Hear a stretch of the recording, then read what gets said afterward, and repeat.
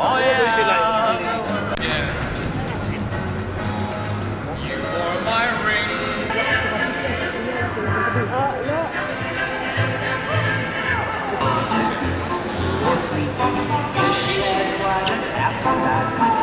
D'un fabricant de frigidaires, la microcaricetta voulait sa copie sous divers bacs. Loin d'une production en batterie, elle a pourtant eu un relatif succès, notamment dans sa version BMW. Une voiture également relativement 970. Alors voici, il y a monsieur une voiture que vous allez voir aussi relativement surprenante. Alors celle-ci date de 1980. Une vraie voiture de course, c'est une NSU, marque méconnue de plusieurs rallyes Monte-Carlo et notamment terminé l'étape de classement Monte-Carlo, oui spécial dans la neige, elle était 4e au classement général. C'est monsieur le type 110, une voiture qui était complètement préparée pour la course et qui a fait plusieurs Monte-Carlo historiques. Alors, Alain, toute liste extrapolée du prototype. La voiture a été signée par John Carlstrom. La sonnette est présentée en 1966, un petit coupé biplace, une Porsche 914 de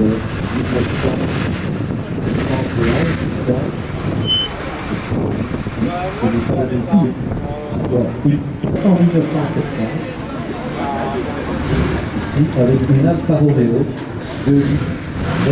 Alors, c'est une voiture un peu comique, Ford qui est représenté ici par l'établissement Paulson.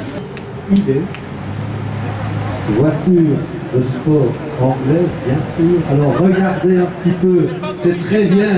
C'est pas d'origine, là, monsieur. C'est meilleur.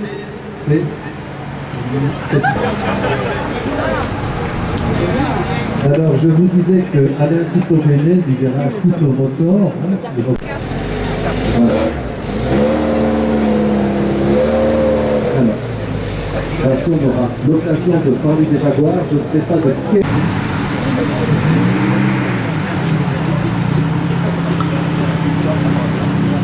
Voici à nouveau une Jaguar.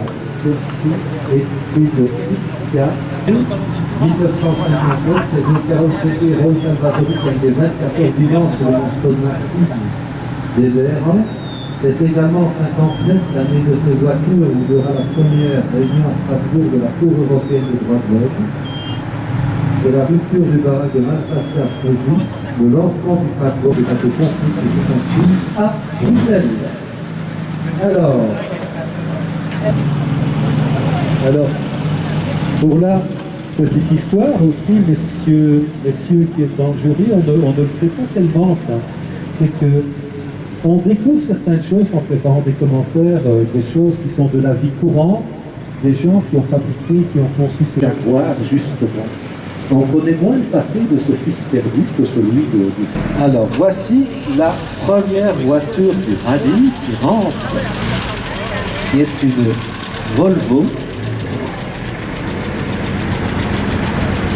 Une Volvo T1800E. Alors, cette voiture-ci, j'ai insisté beaucoup pour qu'elle soit présentée. Parce que Marc ne voulait pas présenter cette voiture. Il dit, mais non, c'est une voiture moderne.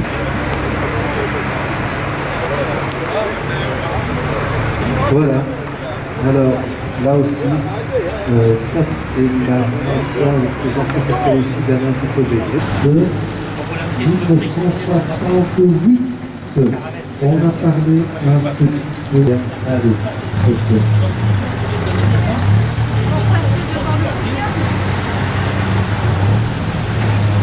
Alors, on vous a déjà présenté une Volvo, on va vous représenter une deuxième Volvo, celle-ci est une 544. Roger Boulanger, grand spécialiste de moto, c'est un motard avant tout.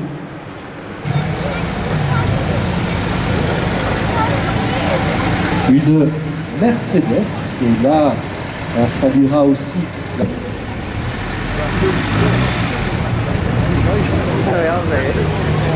C'est également en 61, le vieux de terre. Alors, Là aussi, mesdames et messieurs, vous voyez une voiture unique que peu de personnes connaissent, même les amateurs.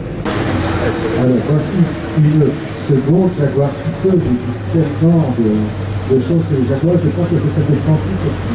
C'est ça, hein? Voilà. Chevrolet, bien sûr, Chevrolet, c'est une marque que l'on connaît, qui dépend de General Motors, qui a été longtemps. C'est une voiture qui est absolument parfait, présentée par Michel Dupémont, qui présente une berline alpine, des voitures dont le nom s'inspire. On en a parlé tout à l'heure, on a reçu l'historique.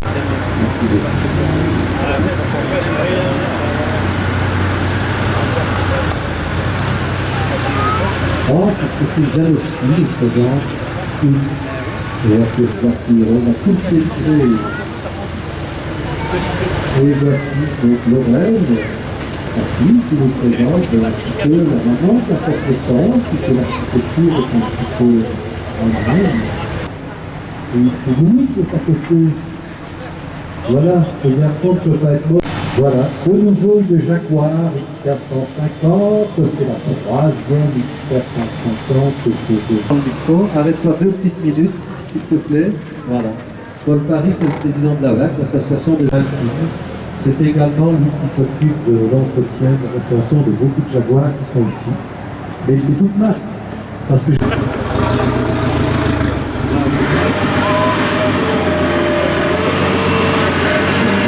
Monsieur Éric Lenoir nous présente une voiture, Monsieur Lenoir, qui veut sortir de votre voiture. Parce que vous présentez également une Ford de la production écologique.